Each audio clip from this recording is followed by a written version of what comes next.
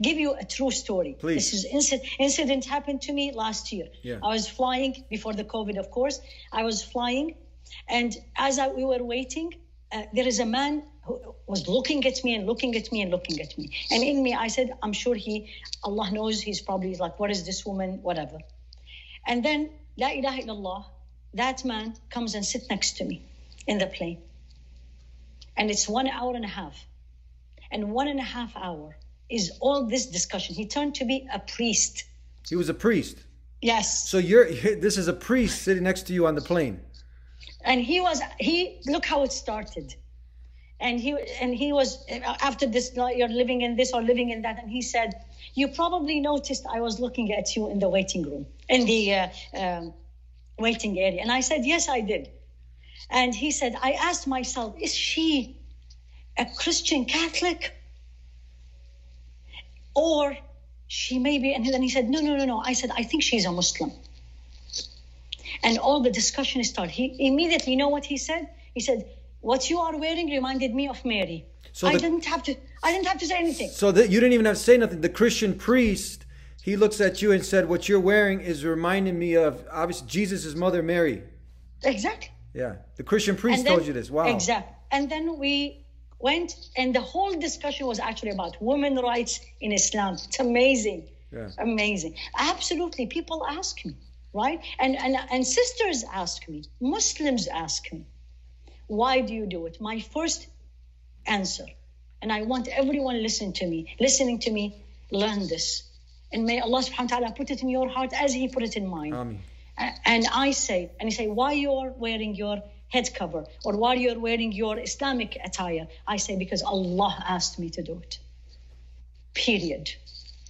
And then they say, is it a choice? This is the second question you always get. And I said, it's your choice and mine to obey Allah or not to obey Him. And I need to be ready at the day of judgment when I'm standing in front of Him. And I better prepare a very good answer why I chose not to obey Him. Subhanallah.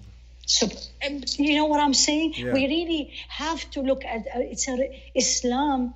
And I think one of the issues, you tackled it in the beginning. I think it's also the way we were taught, or it is being taught. Islam is a personal relationship between you and your Creator. And it's a relationship of love, awe, and there is fear. And not fear from Him, subhanahu. No, it's fear of lack of His pleasure and love. If you look at your religion this way, so what you cover your hair? So what if you don't get this job because they didn't give it to you? You know what I'm saying? Yes. Everything becomes very trivial. So yes, I've absolutely had this, not recently, and I actually love it because this is my opportunity. Mm-hmm. I was like, I love it. Yeah. It just came to my mind. Sorry, last question. But yes. What do you say? Because sometimes the head covering has been limited just to the top part, and then you'll see some. Unfortunately, someone might have some good intention, but it goes back to what you're saying, the proper knowledge. So you have some sisters who wear this, but everything else is like a skirt or whatnot. How do you address that? I get this question all the time. Right? Is makeup haram? Nail polish? Can I wear jeans?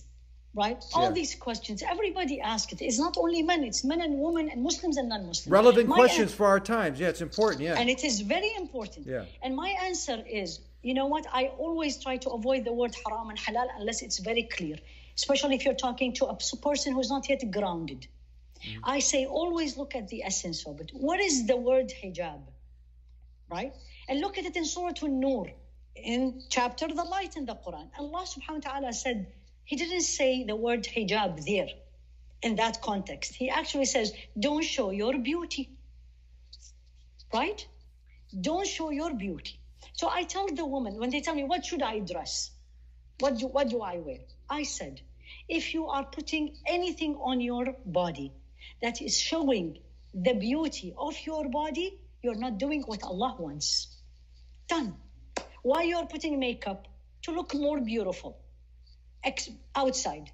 Is that pleasing to Allah? Is that what He said? He said, لا يبدين زينتهن. Don't show your beauty. Nail polish. Same thing.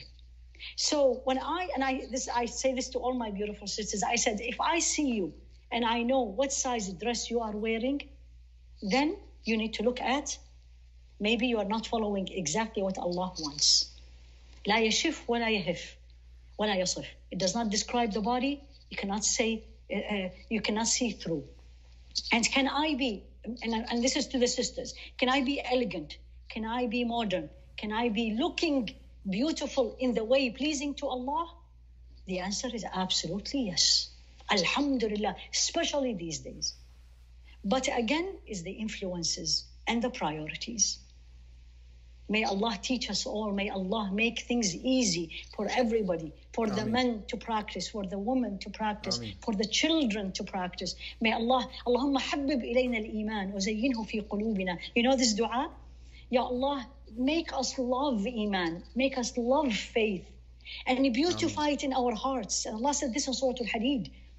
And because once I love something, I do it.